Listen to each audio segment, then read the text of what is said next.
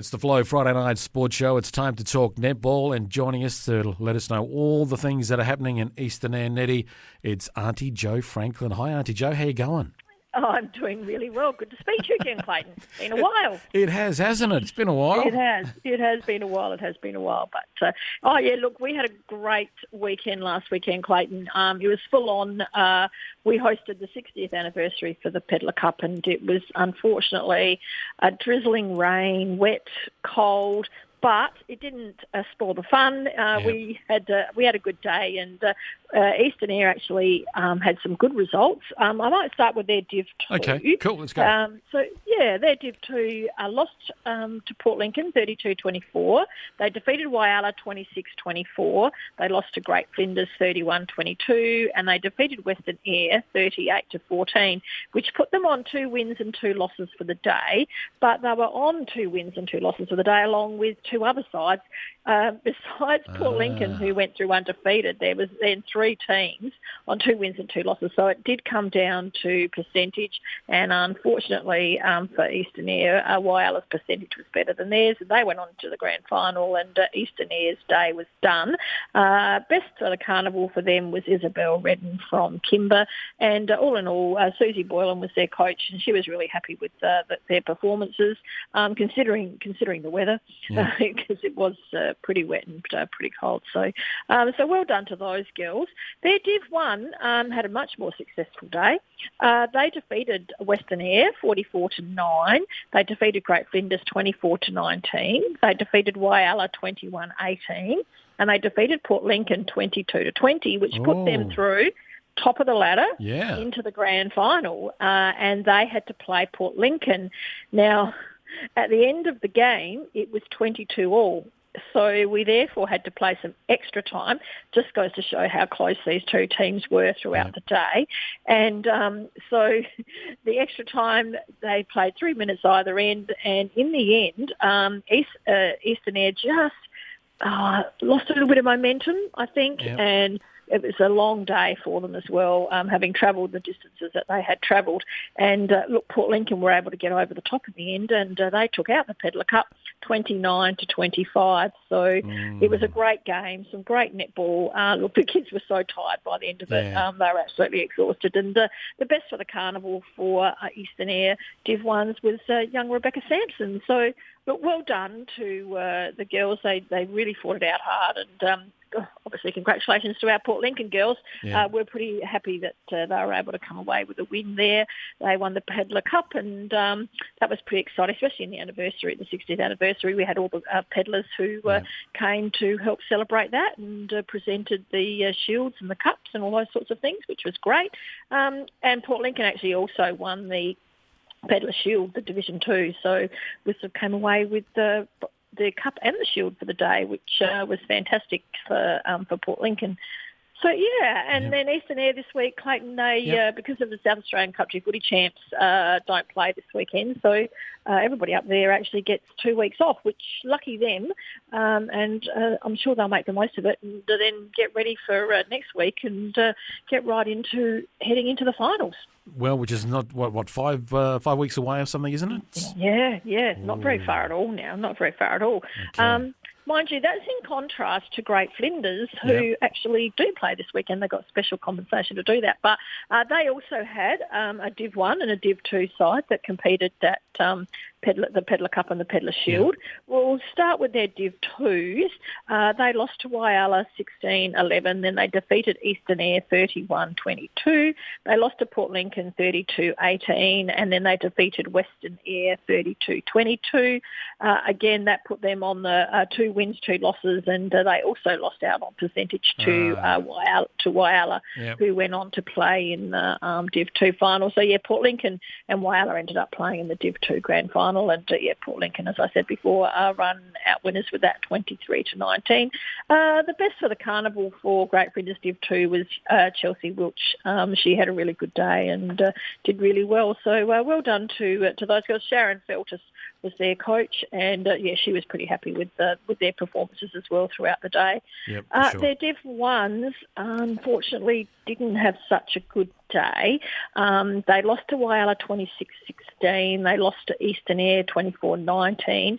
They lost to Lincoln 29-14. They were able to defeat Western Eyre 28-18, which sort of just put them in third spot and meant that they didn't get to compete in the finals. And their best for the Carnival was Bria Feltus, who's mum coach the Div 2. So a little bit of history there, actually, because Bria's mum, Sharon, played in Peddler Cup, and Bria's now playing Peddler Cup, and her mum's coaching it. So, yeah, they've certainly had a bit to do with Peddler Cup over the years. Okay, well, that's good to know as well. And good on them for doing that and continuing that relationship with it over the years as well. Oh, absolutely. 60 years is, it is the longest running country netball carnival in Australia, as far as we know. Okay. So, yeah, it's great. And look, there was just so many young girls playing on the day whose mums had played previously, or coaches who were coaching who had played in it themselves. So, yeah, all in all, it was a great celebration, and we really enjoyed the day. But now we Hang on, Joe. I need to ask you a question here. What's your favourite memory from your time in the Peddler Cup? Can you remember that far back? Because it would have been in the early days. Yeah, I can, because we actually had Dennis Pedler did a fantastic job at putting together the 60 years worth of history in photographs, and he actually said to me, "Joe, you just keep popping up." Yeah. And I said, "Well, really?" He said, "Yeah, I think you pop up about 10 times, and of those 10 times, I think you might have won 6 of the cups." And I've gone, "Really?" And he said, "Yes, really." So look, each one of them extremely special, and look, the friendships that have grown from those days has just been fantastic, and certainly keep in touch with most of the girls that I coached throughout Peddler Cup, and love watching where they are at now. Like I said, several of them now coaching their own daughters in Peddler Cup. So, yeah, it's certainly got a lot of history, and a lot of people are certainly... I actually probably got a little bit emotional when I was doing the opening speech, when you sort of like look up and see just how many people have been involved over the years, and where they've got themselves to.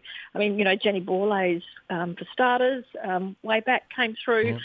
We've had Lauren Nurse, who played for Australia as well.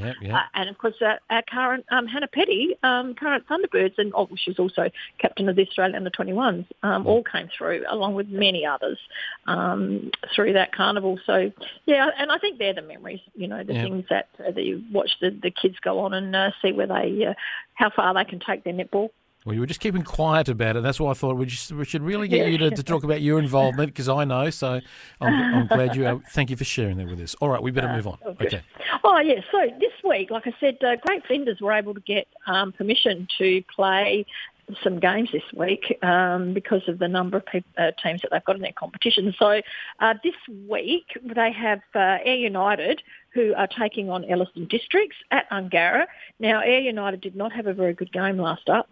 They had actually started putting some momentum together, and they had a couple of nice wins, but then just fell apart for them in their last game.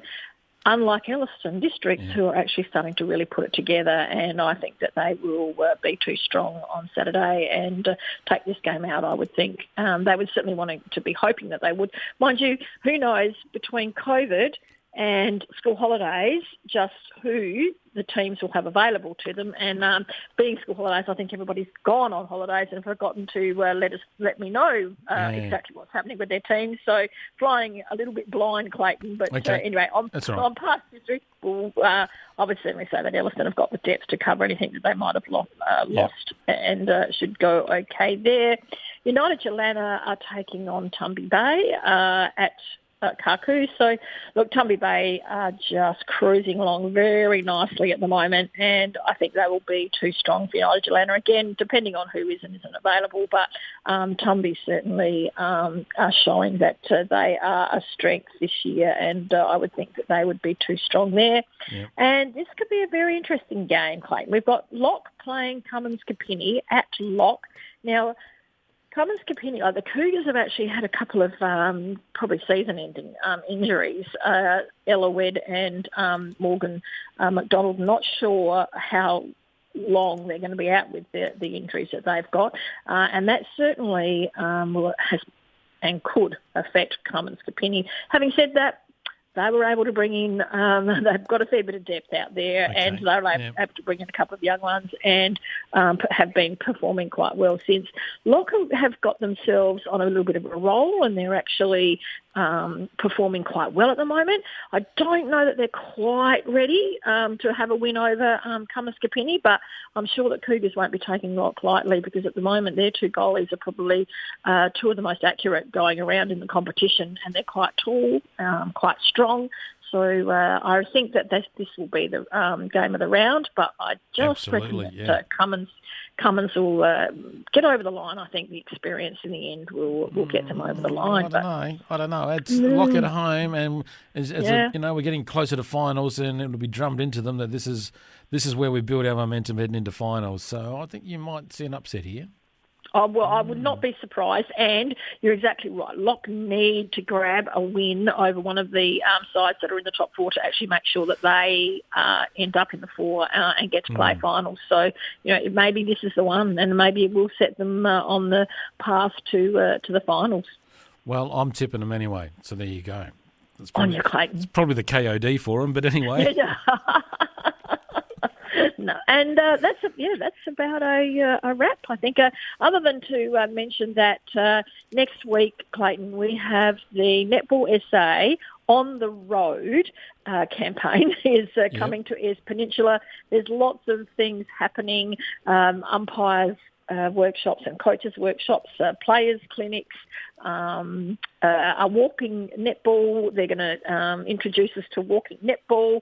So keep an eye out on your associations and clubs' websites, and you're bound to find something happening in your area that you might be able to get along and have a listen to. And then down here on Sunday the 24th, which I'll plug again next week, but Sunday the 24th, we're having a meet and greet, which is the opportunity for anybody on Eyre Peninsula.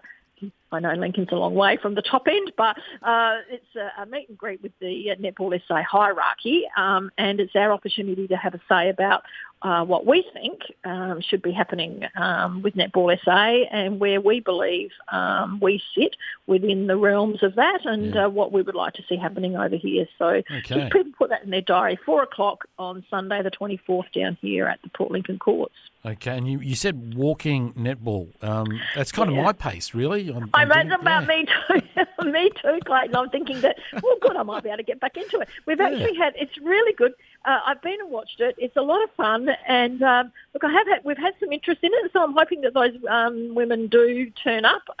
It's happening in Port Lincoln on Sunday, the 24th, again between 1 and 3 at Navigators College Gym. So it's a lot of fun, and I think it could take off. And we're actually really seriously looking at doing a bit of a little mini comp here in Port Lincoln, and see how.